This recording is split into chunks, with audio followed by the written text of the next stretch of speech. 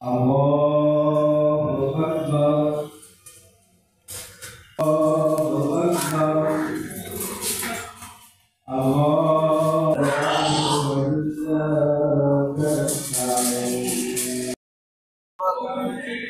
খুশি এবং আনন্দ।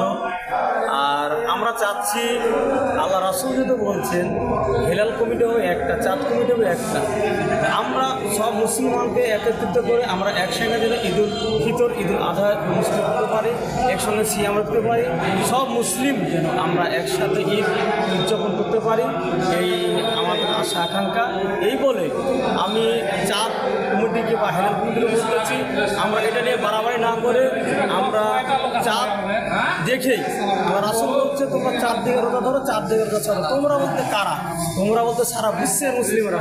আজকে দেখেন এক মুসলিম আর মুসলিম মার খাচ্ছে আমাদের এই বিবেক সৃষ্টির জন্য। যাক, এটা না বলে আমরা সময় পেলে চাঁদ দিকে রোজা ধরো, চাঁদ দিকে রোজা ছাড়বো, এই বলে আমার সারা বিশ্বে একসাথে আলহামদুলিল্লাহ ভালো লাগতেছে।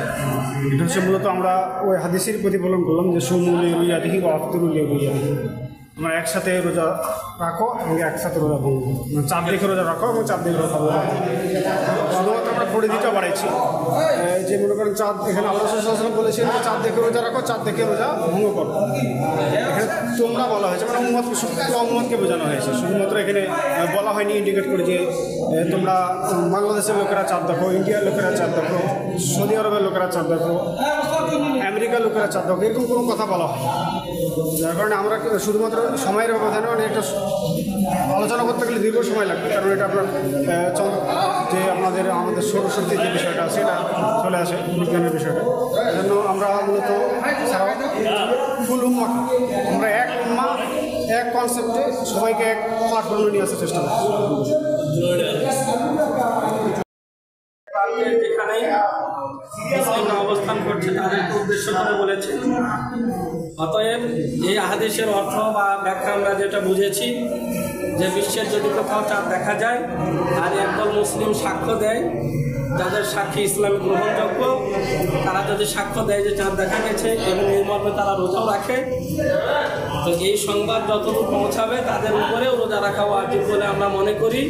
আর এই বিশ্বাস থেকেই আমরা রোজা রেখেছিলাম এবং আজকে এখানে আমরা ঈদ উদযাপন করব।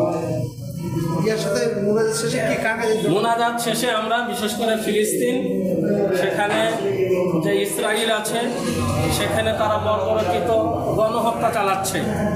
আমরা এটা তীব্র ঘৃণা জানাই এবং আমরা মুসলিম ভাই বোনদের জন্য দোয়া করি আল্লাহ তাআলা যেন সেসব নির্যাতন থেকে তাদেরকে হেফাজত করেন।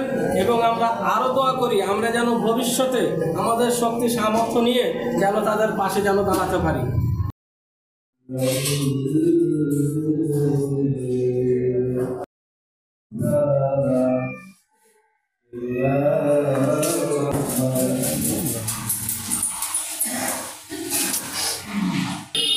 ভাই যাই না